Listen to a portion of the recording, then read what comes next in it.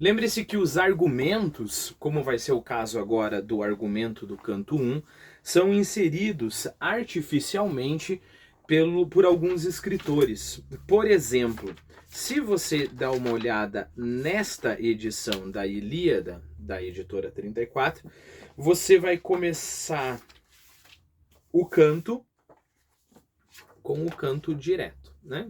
Você não tem nada antes dele, né?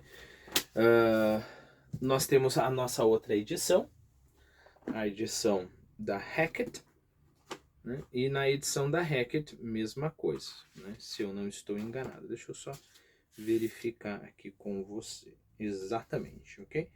Então, Ilíada, canto 1, começa direto. O Carlos Alberto Nunes decidiu colocar o argumento, né? Como acontece em vários livros, por exemplo, na Divina Comédia, e em vários outros livros, né? Isso é importante por dois motivos, né? Primeiro motivo, pelo nível da complexidade da coisa aqui, é legal você saber o que vai acontecer no canto para a gente não ficar tão perdido. O segundo motivo é mostrar, não sei se foi esse o objetivo do Carlos Alberto Nunes, mas ajuda, mostrar para quem está lendo que o propósito aqui não é você entender uma historinha, né? Se o propósito for entender uma historinha, como eu falei, leia Percy Jackson e pronto, você vai saber a historinha. Vai ter alguma coisa ali que ele vai mudar, mas se é isso, então é isso. Ou melhor ainda, lê um resumo na internet, pronto, você não precisa ter trabalho, né? O propósito não é esse. O tchan da Ilíada não é a história. A história é importante, ela está ali, mas o modo como a história é cantada, né? As cenas impressionantes que tem aqui, a realidade que está aqui nessa obra, né? Então vamos lá. Argumento do canto 1. Exposição do assunto. Crises, sacerdote de Apolo, vem ao campo dos gregos para resgatar sua filha. Repelido e ultrajado por Agamenone, invoca a proteção de Apolo. A peste, como um castigo divino, aflige o exército grego e mata muitos de seus heróis. Aquiles convoca uma assembleia, promete sua proteção ao adivinho Calcante e lhe pergunta a causa da cólera de Apolo. O adivinho a revela e indica como o único meio de afastar o flagelo a restituição de Criseide. Criseide, filha de Crises, filha do sacerdote. Cólera de Agamenone contra Calcante, suas ameaças contra Aquiles. Este empunha a espada, mas Atena lhe aconselha e, obedecendo à deusa, limita-se a responder com insultos ao ultraje recebido. Agamenone, forçado a restituir Criseide a seu pai, toma de Aquiles a prisioneira Briseide, que não tinha nada a ver com a história, a gente vai ver isso. Aquiles, indignado, não quer mais combater pelos gregos, invoca sua mãe Tétis, que o consola e lhe promete vingança. Volta de Criseide à sua pátria, sacrifício em honra a Apolo, entrevista de Tétis e de Zeus, consentindo em dar a vitória aos troianos.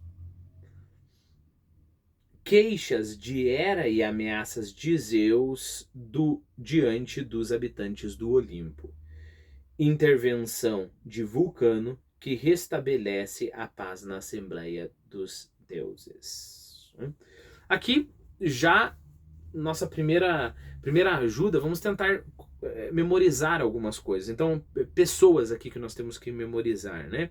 Crises, esse sacerdote de Apolo, o próprio deus Apolo, né? Que aqui é importante porque ele é o deus da peste, entre muitas outras coisas, né? É o deus do sol também, embora ele não seja o sol. Aquiles, todo mundo conhece, né? O herói mais forte do lado grego, né? Calcante, que é um profeta, ok? Criseide, que é a filha de Crises, filha essa que foi raptada por Agamenon. Você vai ver que às vezes eu vou variar a pronúncia da Agamenon, tá bom? O Carlos Alberto Nunes decidiu traduzir como Agamemnone, né? Uma coisa difícil, pouco prática de se pronunciar. Então, frequentemente eu vou falar Agamenone, mas é muito comum também chamar de Agamenon, ou até Agamenão, né? Fica uma coisa mais brasileira. Isso acontece em inglês também, né? Poseidon, né? Poseidon, pro Poseidão, né? Que também em português pode ser Poseidon, Poseidão, Possido, né? E assim por diante. Ok.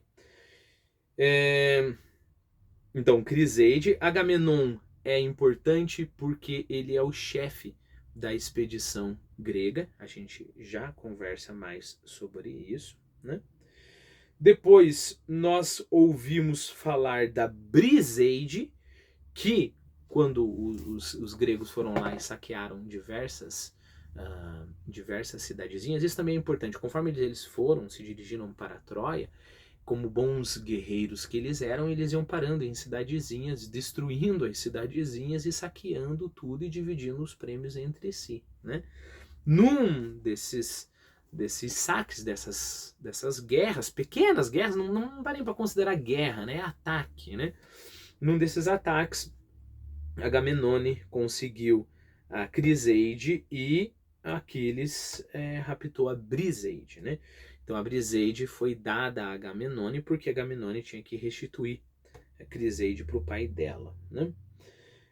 Depois nós ouvimos falar de Tétis, que é a mãe de Aquiles. Ela é uma deidade, por isso que Aquiles é herói. A propósito, na Ilíada, herói, e no mundo grego em geral, herói é aquela pessoa que tem um dos pais, um deus, né? Então Hércules é um herói não porque ele salva as pessoas e tudo mais, né? Ele é um herói porque ele é, primeiro, sobre-humano, e segundo, ele tem, o pai dele é Zeus, né? Então Aquiles é herói porque a mãe dele é Tétis, uma deidade marinha. A gente conversa sobre ela.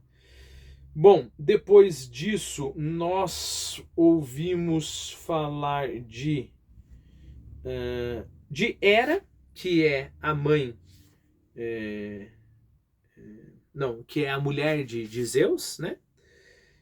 Eu pensei que o Nestor ia estar aqui, mas talvez o Carlos Alberto Nunes não considerou tão importante. Nestor é um guerreiro mais velho, que vai aparecer logo neste canto 1 aqui, fazendo uma coisa que a gente já vai ver, né? Depois disso, deixa eu ver que é mais. Depois nós ouvimos falar de Vulcano, que basicamente é o deus ferreiro, né? O Vulcano, ele tem duas características muito importantes para nossa história. Depois a gente vê outras, né? Uma que ele é feio que dói, né? Ele é coxo também, né? Coxo, ele não consegue andar direito, né?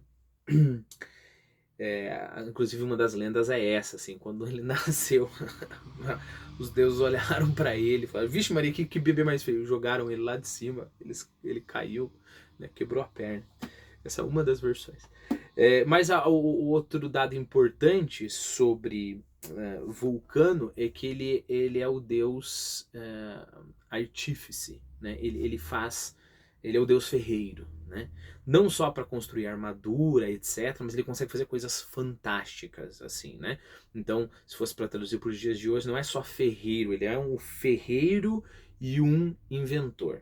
Eu não falei sobre Olimpo. Olimpo apareceu aqui, não é uma pessoa, né? Mas lembre-se, é claro, Olimpo é a morada dos deuses, né? O Monte Olimpo,